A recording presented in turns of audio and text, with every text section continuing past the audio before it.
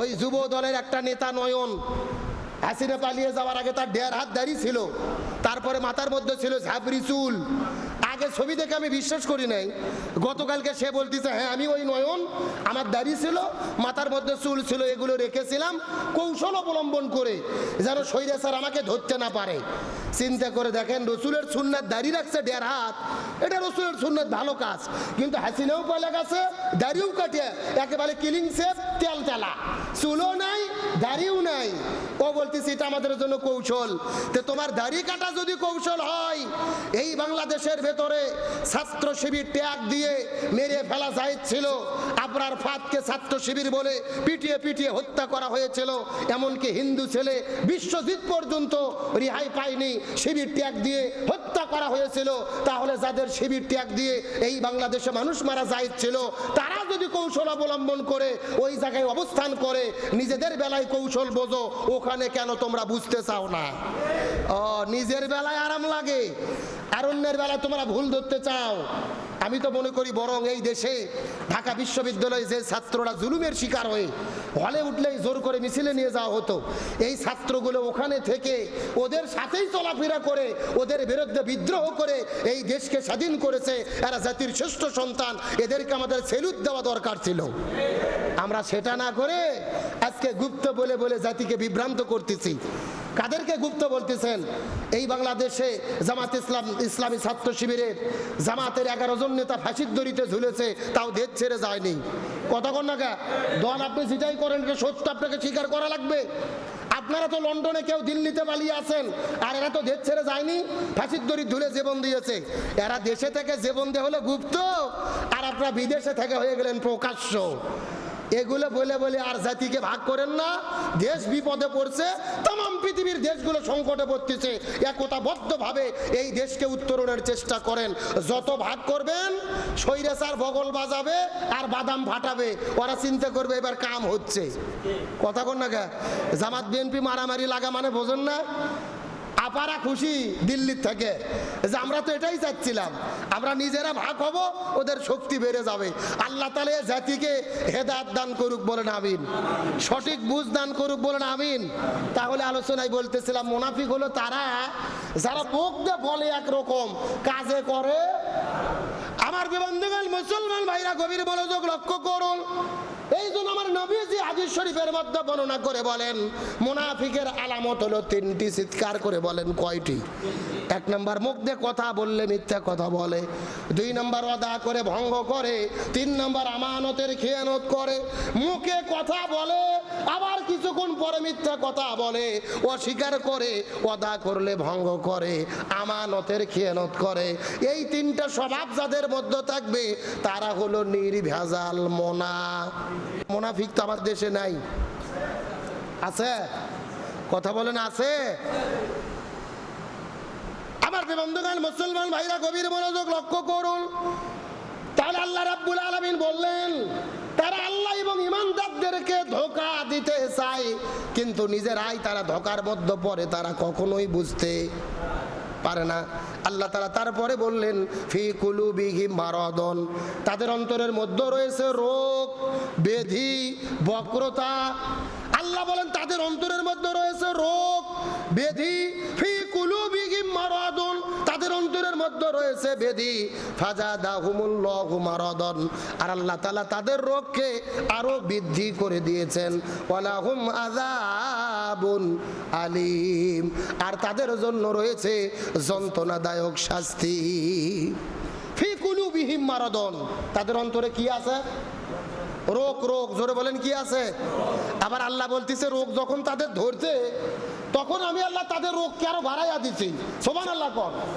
যেহেতু রোগ ধরেই গেছে, আল্লাহ কি করছে? রোগ আরো বেড়ে দিচ্ছে।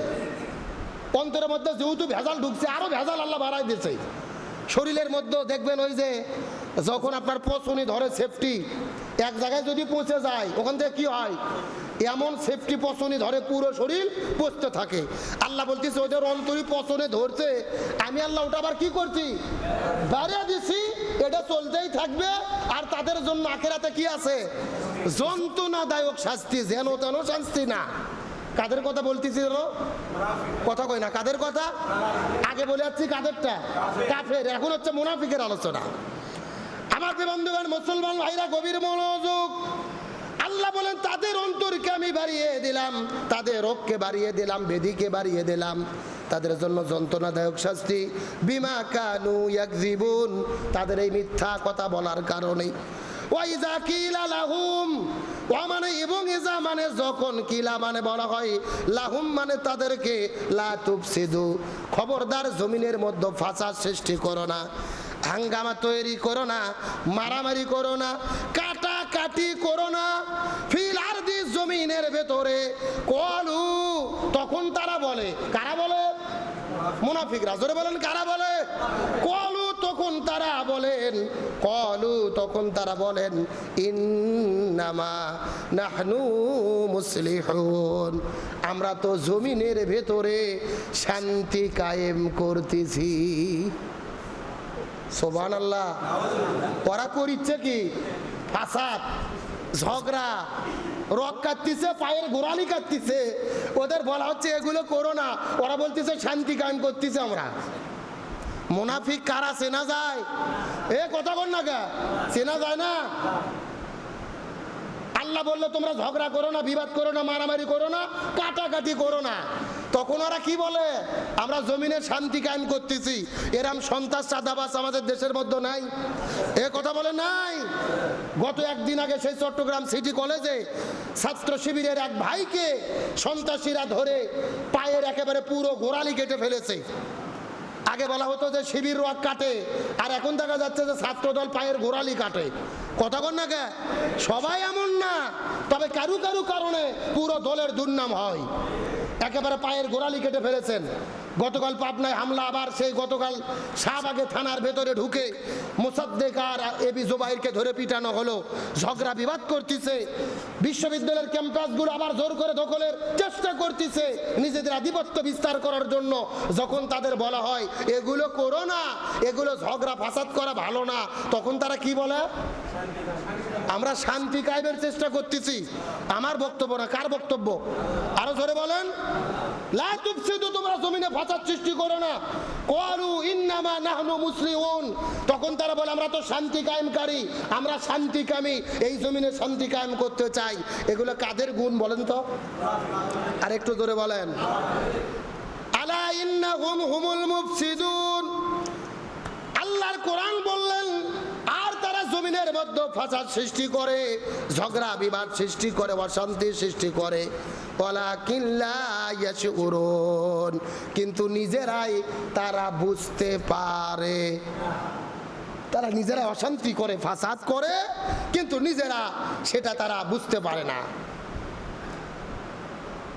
আল্লাহ রাব্বুল আলামিন তারপরে বললেন ওই ও মানে এবং ইজা মানে যখন, কিলা লাহুম, তাদেরকে বলা হয় আমিনু, আল্লাহর প্রতি ঈমান আনো, কামা আমানান নাস, যেমন করে মানুষের আল্লাহর প্রতি ঈমান আনয়ন করেছে, নবী রাসূল ঈমান আনয়ন করেছে, সাহাবীরা ঈমান আনয়ন করেছে, ঠিক একই রকম ভাবেই তোমরাও ঈমান গ্রহণ করো। কলু, তখন তারা বলে আনুমিনু, আমরা কি ঈমান আনবো, কামা আমানাস সুফাহা, যেই রকম ভাবে নির্বোধেরা আল্লাহর প্রতি ঈমান এনেছে। নাউযুবিল্লাহ বলেন। যখন তাদের কি বলা হয় আমানু, তোমরা আল্লাহর প্রতি ঈমান আনো, ও মানে এবং ইজা মানে যখন, কিলা লাহুম, তাদেরকে বলা হয় আমিনু, তোমরা ঈমান আনো, কামা আমানান নাস, যেমন করে মানুষের আল্লাহর প্রতি ঈমান এনেছে। কলু, তখন তারা বলে আনুমিনু কামা আমানাস সুফাহা, আমরা কি নির্বোধদের মতো ঈমান আনবো? তার মানে আমরা যারা ঈমান এনেছে আমরা নির্বোধ, আমরা বুঝি না, আমরা গাদা, আমরা মূর্খ। ওরা বলতেছে আমরা কি ওদের মতো ঈমান আনবো? আলা ইন্নাহুম হুমুস সুফাহা, আল্লাহ বলতেছে আসলে ওরাই নির্বোধ। সুবহানাল্লাহ কম। ওরা আমাদের বলতেছে নির্বোধ, আর আল্লাহ বলতেছে ওরা কি? ওরা নিজেরাই নির্বোধ। ওয়ালাকিন লা ইয়ালামুন, কিন্তু তারা নিজেরা সেটা বোঝে না। ওরা নিজেরা যে গাধা, নিজেরা বোকা, নিজেরা নির্বোধ, এটা তারা কি করে না, বুঝতে পারে না। আল্লাহর কোরআন তারপরে বললেন ও মানে এবং ইজা মানে যখন লাকুল্লাযিনা আমানু, আর এই মানুষগুলো কোন মানুষগুলো? কথা কয় না, এই মুনাফিকগুলো। ও ইযা লাকুল্লাযিনা আমানু, ঈমানদারদের সঙ্গে যখন সাক্ষাৎ করে, ঈমানদারদের সঙ্গে যখন দেখা করে, তখন তারা বলে ক্বালু আমান্না, আমরা ঈমান এনেছি। মুনাফিকের আলামত ভালো করে বুঝেন। যখন ঈমানদারদের সাথে দেখা হয় তখন তারা কি বলে? আমরা ঈমান এনেছি তোমাদের আল্লাহর প্রতি, রাসূলের প্রতি, আখিরাতের প্রতি। কিন্তু আল্লাহর কোরআন তারপরে বললেন ওয়াইদা, যখন খলাউ ইলা শায়াতিন, শায়াতিনিহিম, আর যখন শয়তানদের সাথে তারা মিলিত হয়। কাদের সাথে মিলিত হয়? ঈমানদারদের সাথে দেখা হলে বলে আমরা ঈমান এনেছি, কিন্তু শয়তানদের সাথে যখন তারা মিলিত হয় কলু, তখন তারা বলে ইন্না মাকুম, আমরা কিন্তু তোমাদের সাথেই। মুনাফিকদের চেনা যায়। আলেম ওলামা হুজুর দেখলে, দাড়ি টুপিওয়ালা দেখলে কি সুন্দর সালাম দেয়, আসসালামু আলাইকুম। জিবরাইলে খালাতো ভাই বলে হুজুর আমরা কিন্তু আপনাদের সাথে আছি। কিন্তু আবার যখন ওই জালেমদের সাথে যেয়ে মিল হয় চায়ের দোকানও, তখন কি বলে? আরে আমরা তো তোমাদের সাথে আছি। এরপর আরেকটা মারাত্মক কথা বলে দেখেন, আল্লাহ সেটাও বলতেন। ওই কাফিরদের কাছে, শয়তানদের কাছে যাওয়ার পরে বলে আমরা তোমাদের সাথে আছি, ইন্নামা নাহনু মুস্তাহজিউন, আর আমরা সবে মাত্র ঈমানদারদের সঙ্গে দেখা হয় তাদের সাথে তো আমরা মাত্র তামাশা করি। কি করি? আমাদের হুজুরদের সাথে দেখা হলে না বলে আমরা তো ঈমান আনছি, আপনাদের দলেরই লোক, আপনাদের সাথে আছি। এখন ওই চায়ের দোকানে যে জালেমদের সাথে আবার মিল হয়েছে, ওখানে হওয়ার পরে বলতেছে আসলে আমরা তোমাদের সাথে আছি, আর হুজুরদের সাথে কি করি? আর ওদের সাথে তো তামাশা করে মজা করি আমরা, আসলে তলে তলে তো আমরা তোমাদের লোক। এরকম লোক ভোটের আগে খুঁজে পান না? হ্যাঁ, ওপরে পরে বলে আপনার সাথে আছি ভাই, কোনো টেনশন নাই, ভোটের দিনে বুঝবেন ফলাফল কি হয়। তাই বলে আমাদের সান্ত্বনা দিয়ে যে কাজ করে আর এক জায়গা মতো। কথা কন না কে? এরা কি? আল্লাহর কোরআন বলতেছে এরা কি? এ জোরে বলেন এরা কি? ঈমানদারদের সাথে দেখা হলে বলে আমরা ঈমানদার, আর শয়তানদের সাথে দেখা হলে বলে আমরা তোমার দলের লোক, ওদের সাথে তো খালি তামাশা করি, কোনো টেনশন নাই। এরম গুণের লোক বগুড়া জেলার নাই, আর শাহজাহানপুর থানার তো আল্লাহর রহমতে একটাও নেই। আমার বন্ধুগণ, মুসলমান ভাইরা গভীর মনোযোগ লক্ষ্য করুন। আল্লাহ তাদের ব্যাপারে পরবর্তী আয়াতের মধ্যে বলেন আল্লাহু ইস্তাহজিউ বিহিম ওয়া ইয়ামুদ্দুহুম, আল্লাহ তাআলা তাদের কিছু সময় অবকাশ দিয়েছেন, কিছু সময় আল্লাহ তাআলা তাদেরকে দিলেন ফি তুগিয়ানিহিম, এই সীমা লঙ্ঘন করার কারণে, ইয়ামাহুন, তারা এই সমস্ত কাজ যেন আরো বেশি করে করতে পারে। যারা কাফের হবে, মুনাফিক হবে, অন্যায় অপকর্ম করতে থাকবে, তাদের এই সমস্ত অন্যায় অপকর্ম এই দুনিয়ার ভেতরে আরো বেড়ে যাবে, সীমা লঙ্ঘন তারা করতেই থাকবে। আল্লাহর কোরআন কত চমৎকার করে বলেন উলাইকাল্লাযিনা ইসতারু, এই সমস্ত মানুষগুলো হলো তারা যারা আল্লাহর কাছে ক্রয় করেছে দলালাত বিল হুদা, হেদায়াতের পরিবর্তে ভ্রষ্টতা, আলোর পরিবর্তে অন্ধকার, ভালোর পরিবর্তে মন্দ, অর্থাৎ হেদায়েতের পরিবর্তে তারা ভ্রষ্টতা ক্রয় করেছেন। কার কথা? এতক্ষণ পর্যন্ত আল্লাহ বললেন যে মুনাফিকরা কি কি করবে। মুনাফিকদেরকে আমরা চিনলাম, এখন চিনার পরে আল্লাহ মুনাফিকদের সম্পর্কে মন্তব্য করতেছে। আল্লাহ বলতেছে এরা তো তারা আল্লাহর কাছ থেকে ক্রয় করেছে দলালা, ভ্রষ্টতা, কিসের বিনিময়ে? বিল হুদা, হেদায়েতের পরিবর্তে। আল্লাহদেরকে হেদায়েত দিতে চেয়েছিল, কিন্তু তাদের হেদায়েত ভালো লাগেনি, তারা ভ্রষ্টতা ক্রয় করেছে। এরা আলো ভালো লাগেনি, অন্ধকার নিচে। এদেরকে হেদায়েত ভালো লাগেনি, ভ্রষ্টতা গ্রহণ করেছে। ফামা রুবিহাত তিজারা, আল্লাহ বলতেছে এরা যে ব্যবসাটা করলো, এই ব্যবসাটা করে তারা লসের মধ্যে পড়ছে। সুবহানাল্লাহ কোন? কার কথা? এই যে ব্যবসা এখনো বোঝেননি, এই দলের সাথেও আছি, ওই দলের সাথেও আছি, এখানে চা খাও, ওখানে বিস্কিট খাও, এখানে আসে বিড়ি খাও, ওখানে যে ভোটের আগে 200 টাকা নাও। কথা কি বোঝেননি? আল্লাহ বলতেছে এটা এক ধরনের ব্যবসা, কিন্তু আল্লাহ বলতেছে এরা ব্যবসা করে লসে পড়ছে। সুবহানাল্লাহ কোন? ব্যবসা করে কি হয়েছে? লসে পড়ছে। তারপরে ওমা কানু মুহতাদিন।